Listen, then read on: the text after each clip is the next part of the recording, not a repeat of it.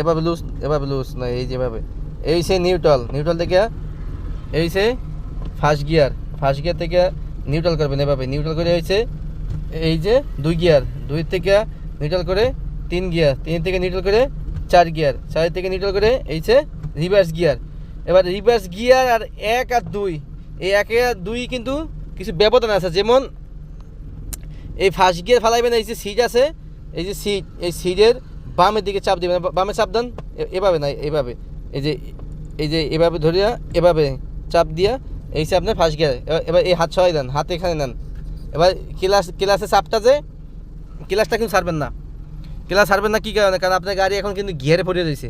এবার ডাইন পায়ে চাপটা আস্তে আস্তে দেন, বাম পা যেমনি আছেন ধরে রাখেন, বাম পায়ে চাপটা কিন্তু কী করবে, আপনি সামনের দিকে তাকান, ছাড়া যাবে না।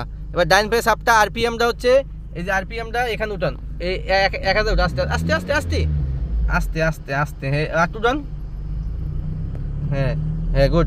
এবার ধরে রাখেন, বাম পা আস্তে আস্তে ছাড়েন, বাম পা আস্তে আস্তে ছাড়েন, বাম পা আস্তে আস্তে লুজ দেন, হ্যাঁ লুজ দেন, এটা লুজ দেন, ডাইন পা লুজ দেবেন না, এই যে এটা লুজ দেন, এটা আরো লুজ দেন, এই আপ যেমনি আছে এভাবে, হ্যাঁ গুড।